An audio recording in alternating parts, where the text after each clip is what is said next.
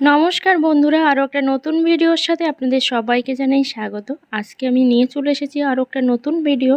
আর শাঁখা বা শঙ্খ কিভাবে বাড়িতে আমরা খুব সহজে পরিষ্কার করতে পারবো নতুনের মতো, সেটাই কিন্তু আজকে আমি আপনাদের সঙ্গে শেয়ার করব। দেখুন, আমার শঙ্খটা কিন্তু অনেকটাই নোংরা হয়ে আছে। যেহেতু আমরা রোজ রোজ ব্যবহার করি এগুলো, তো সেই জন্য কিন্তু নোংরাটা হয়ই। আর শাঁখাটাও দেখে বুঝতে পারছেন যে কতটা নোংরা, কারণ গ্রামের মানুষ হাতে কিন্তু সবসময় কিন্তু নোংরা লাগতেই থাকে, মানে মাটি লাগতেই থাকে। তার ফলে কিন্তু এগুলো খুব সহজেই কিন্তু নোংরা লেগে যায়। তো আমরা কিভাবে এটা সহজে পরিষ্কার করব, তো তার জন্য এখানে আমি নিয়েছি উষ্ণ গরম জল। উষ্ণর থেকে একটু বেশি গরম আছে। এর মধ্যে আমি দিয়ে দিচ্ছি শ্যাম্পু। একদম ঘরোয়া কয়েকটি মাত্র উপকরণ দিয়ে কিন্তু আমি আজকে শঙ্খ আর শাঁখা পরিষ্কার করে দেখাবো, যেটা এত সহজে না দেখলেই কিন্তু বিশ্বাস করবেন না। তো ভিডিওটা লাস্ট পর্যন্ত দেখার অনুরোধ রইল। আর চ্যানেলে নতুন বন্ধু হয়ে থাকলে অবশ্যই চ্যানেলটা সাবস্ক্রাইব করে পাশে থাকবেন। অল নোটিফিকেশানটি অন করে দেবেন নিত্য নতুন ভিডিও পাওয়ার জন্য। আর যারা অলরেডি চ্যানেলটা সাবস্ক্রাইব করে দিয়েছেন সবাইকে থ্যাংক ইউ সো মাচ। তো এখানে আমি শ্যাম্পু দিয়েছি, যে কোনো ব্র্যান্ডের শ্যাম্পু কিন্তু আপনারা ব্যবহার করতে পারেন। আর যে জিনিসটা এখানে দিয়েছি সেটা হলো বেকিং সোডা। বেকিং পাউডার কিন্তু নয়, বেকিং সোডা। আর যেটা দিচ্ছি এখন টুথপেস্ট। যে কোনো ব্র্যান্ডের টুথপেস্ট কিন্তু এখানে দিতে পারেন, কিন্তু আমি দিয়েছি সাদা টুথপেস্ট। এটা সাদা নয়, এটা একটু নীল কালারের। তো এই টুথপেস্টটা দিয়েছি। আর এর মধ্যে সল্ট থাকার কারণে কিন্তু খুব সহজে শাঁখা বা শঙ্খটা কিন্তু পরিষ্কার হয়ে যাবে। তো এই দুটো উপকরণ এখন খুব ভালো করে মিক্সড করে নিচ্ছি। আরও দুটো উপকরণ আমি এর মধ্যে অ্যাড করব। এই যে দেখুন, এর মধ্যে আমি দিয়ে দিচ্ছি এখন লেবু, পাতিলেবু রস। আর লেবু যদি না থাকে অবশ্যই ভিনিগার দিতে পারেন, কিন্তু সবথেকে ভালো হয় পাতিলেবু রস দিলে। আর জলটা কিন্তু উষ্ণ গরমের থেকেও বেশি গরম নিতে হবে।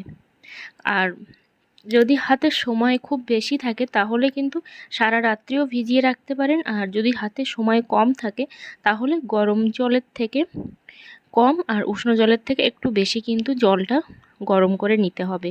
তো এই সব উপকরণগুলো একসঙ্গে খুব ভালো করে আমি মিক্সড করে নিচ্ছি।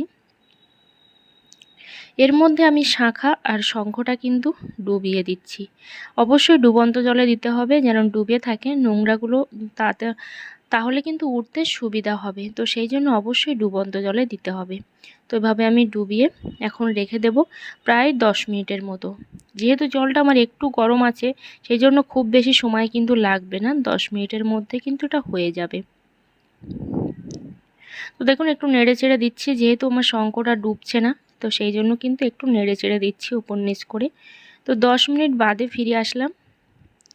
আর এখানে দেখুন, আমি এবার পরিষ্কার করে দেখাবো। এত সহজভাবে যে পরিষ্কার করা যাবে না দেখলেই কিন্তু বিশ্বাস করবেন না। তো একবার দেখুন লাস্ট পর্যন্ত, আর বাড়িতে অবশ্যই ট্রাই করে দেখবেন। এবার সামান্য একটু টুথপেস্ট কিন্তু ব্রাশে আমি লাগিয়ে নিয়েছি, নিয়ে কিন্তু আমি এভাবে খুব ভালো করে কিন্তু পরিষ্কার করে নেব। আর আমি ভিডিওটা ফাস্ট ফরওয়ার্ড করে দিয়েছি, যেহেতু দুটো শাঁখা পরিষ্কার করতে কিন্তু একটু হলেও সময় লাগে, 2 থেকে 3 মিনিট সময় লাগে। তো সেই জন্য আমি 2-3 মিনিটটা কিন্তু ছোট করে ফাস্ট ফরওয়ার্ড করে দিয়েছি। তো দেখুন, এভাবে খুব সহজে আমরা একদম আগের মতো কিন্তু সাদা ধবধবে শাঁখা কিন্তু করতে পারবো। তো অবশ্যই বাড়িতে একবার হলেও কিন্তু ট্রাই করে দেখবেন। তো আমার শাঁখাটা কিন্তু পরিষ্কার করা হয়ে গেছে, দেখেই বুঝতে পাচ্ছেন কতটা চকচক করছে। শুধু চকচক করছে নয়, ভেতর থেকে কিন্তু সমস্ত নোংরাগুলোই কিন্তু উঠে গেছে। এবার আমি শঙ্খটা পরিষ্কার করে নিচ্ছি। এই যে দেখুন, আর এইটা হচ্ছে পোকা, যেটা বলে পোকড়া না কি একটা বলে, তো সেই হচ্ছে পোকা। এটা কখনোই ওঠে না আর উঠবেও না। তো সেই জন্য ওই জায়গাটা চেষ্টা করলেও কিন্তু উঠবে না। ওই যে কালো কালো হয়ে আছে যে জায়গাগুলো, তো সেই জায়গার কথাই কিন্তু আমি বলছি। এবার নর্মাল জল দিয়ে কিন্তু আমি এটা ধুয়ে নিচ্ছি, শাঁখা আর শঙ্খটা। এবার তারপর আমি দেখাচ্ছি মুছে যে কতটা পরিষ্কার হয়েছে। দেখুন কতটা পরিষ্কার হয়েছে, এটা দেখেই বুঝতে পাচ্ছেন। আগেরটা দেখুন আর এখন দেখুন যে কতটা ডিফারেন্স চলে এসেছে এর মধ্যে। যে কোনো একটা কাপড় দিয়ে কিন্তু আমি মুছে নিতে পারবো, কিন্তু আমি এখানে একটু মোজা দিয়ে মুছে নিচ্ছি যাতে করে খুব ভালো করে জলটা একেবারেই শুকিয়ে যায়। দেখুন কত সুন্দরভাবে পরিষ্কার হয়ে গেছে। আশা করি ভিডিওটা ভালো লেগেছে, আর ভালো লাগলে অবশ্যই একটা লাইক আর কমেন্ট করতে কিন্তু